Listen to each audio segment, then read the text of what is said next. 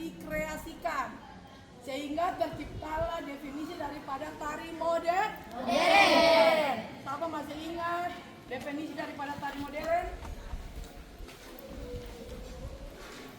Kalau tadi definisi tari tradisional, tari yang sudah ada sejak zaman dahulu kala, yang diwariskan secara turun-temurun hingga saat ini. Kembali ke tari modern.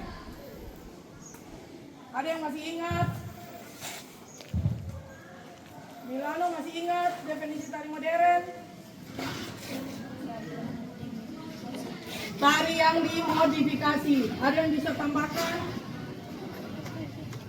Tari yang dikembangkan dari tari tradisional. Mantap.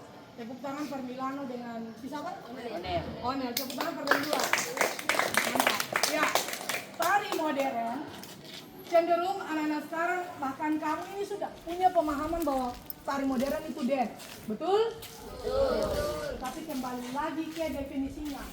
Tari yang diambil dari tari tradisional dan dikembangkan.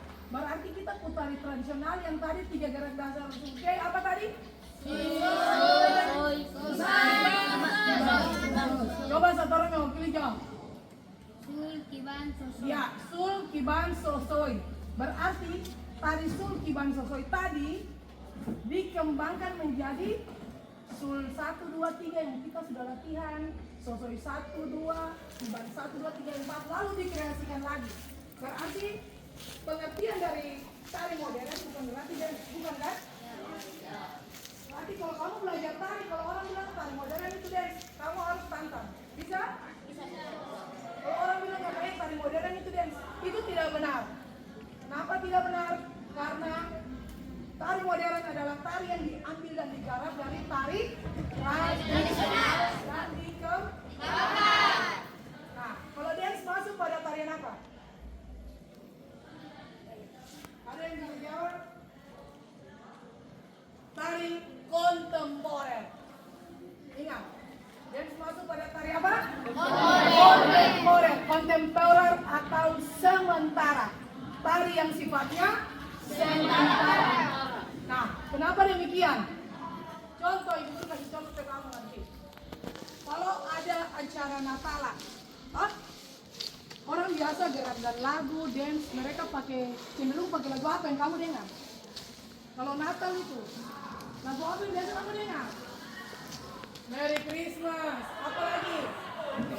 Jingle Bell. Nah, ketika koreografer itu yang melatih, karena nuansanya Natal, dia menggunakan lagu-lagu Natal. Setelah Natal berakhir, apakah karya itu dipakai lagi? Tidak. Biasanya kan dia, itu namanya musiman. Berarti dia bersifat hanya sementara. Karena mereka dalam membawakan hanya memenuhi kebutuhan tertentu. Begitu juga halal bihalal. Kamu lihat orang-orang muslim, mereka halal, mereka cenderung kasidah. Kasidah, ada yang tahu kasidah? Cenderung bilang apa? Dong, muslim bilang apa tadi? Ada sementara atau kontemporer. Karena hanya memenuhi syarat. Ada lagi tari selamat datang. Judulnya tari selamat datang. Kenapa? Waktu ada tamu, mereka ciptakan sebuah tarian untuk menjemput tamu. Setelah tamu pergi, selesai acaranya, tariannya tidak dipakai lagi. Tidak mungkin tarian selamat datang itu digunakan untuk acara pertunjukan. Ya toh? Ada lagi tari mencuci pakaian, tari kelinci, tari dono dede, tari boneka. Itu tari anak-anak ya, yang saya sebutkan tari anak-anak. Itu tarian-tarian itu diciptakan oleh koreo untuk memiliki kebutuhan. Misalnya tari kelinci, tari boneka, tari bebek itu mungkin pada acara-acara tertentu, pertunjukan acara tertentu lalu diciptakan. Tapi setelah pertunjukan itu saya tarinya tidak dipakai lagi. Tapi coba kamu lihat, kita punya tari sawang, tari panah, dipakai terus kan? Ya. Karena dia masuk dalam kategori tari tradisional dan tari modern. Yang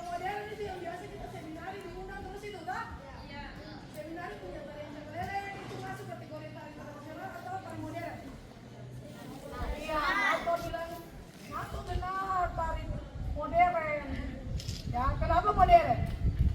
Kenapa tari Pana yang seminari punya dikategorikan sebagai tari modern? Siapa yang bisa jawab saya?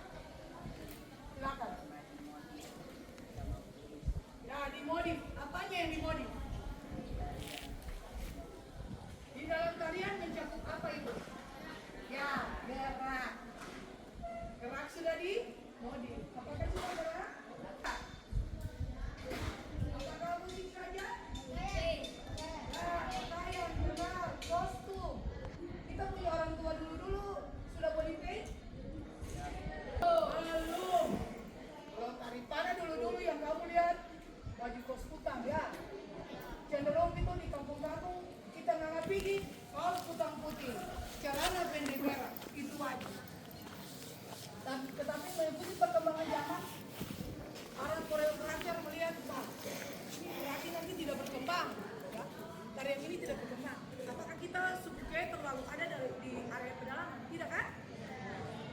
Sehingga apa yang harus dibuat lalu membuat perbedaan dari tradisional menjadi modern supaya banyak diminati.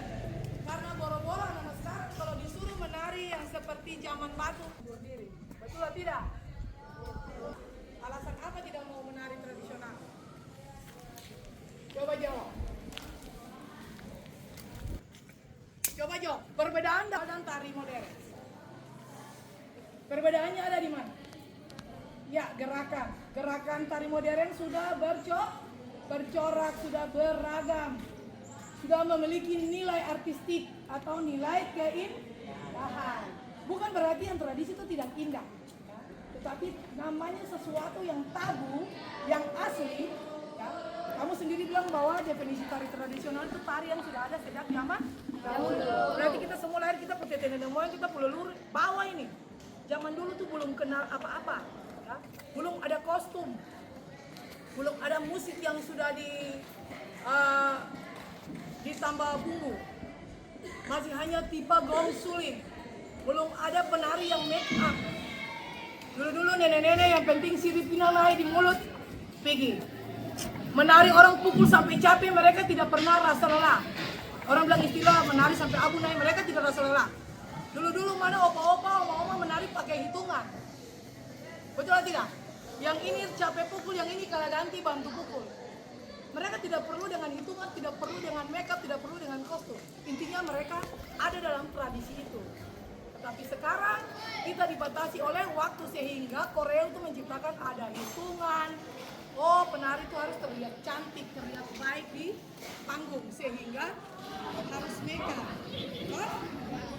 Terus, aduh, kalau yang ini pakai baju warna merah, yang ini pakai baju kuning, yang ini pakai baju ungu, berarti tidak serasi.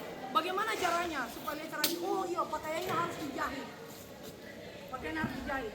Oh iya, kalau naik dengan wajah gitu, ada muka kering orang nonton, ada orang malas. Bagaimana supaya menarik perhatian orang? Oh, harus makeup cantik-cantik. Hah? Lalu bagaimana supaya orang tidak bosan? Harus ada hitungan. Nah, bicara tentang hitungan. Kalau tradisi mau menari tanpa batas waktu juga orang tidak peduli. Di kampung-kampung itu cenderung tipe gong gak bunyi babat. Anak orang ini capek pukul yang ini lagi. Tapi kalau masuk ke tari modern harus pakai hitungan. Punya sekarang menari 3 menit saja kalau memang tariannya monoton, orang sudah tidak lagi nonton. Betul atau tidak? Kamu pernah nonton sesuatu lalu rasa lama jenuh, kamu bilang, aduh paling lama ya, aduh malas sih. Pernah? Nah. Baik kalau suguhannya enak dilihat, tapi kalau tidak enak dilihat pasti kamu jadi bosan. Sehingga diciptalah hitungan untuk membatasi koreo itu dia dalam mendesain sebuah karya tari. Contoh, kita seminari menari, guru sudah harus tahu. Oh, kalau standar kolosal 7 menit ke atas, batasnya ada di 15 menit, itu juga sudah kelamaan, kasih turun. Lebih baik tampil bagus tapi ini sudah habis, ini padahal bagus. Jadi enak gitu kan? Daripada bagus tetapi kelamaan, jadinya tidak bagus karena terlalu lama. Orang bosan, monoton, adik bagus tapi terlalu lama lah pasti. Sehingga hitungan itu wajib ada untuk membuat seorang Korea itu dia tahu bahwa ketika dalam mendesain sebuah karya tari, dia harus tahu betul-betul waktu, menit mana yang digunakan, momennya apa, ini dalam rangka apa. Dia harus tahu betul bahwa ada di titik mana, oh iya ada di penjemputan.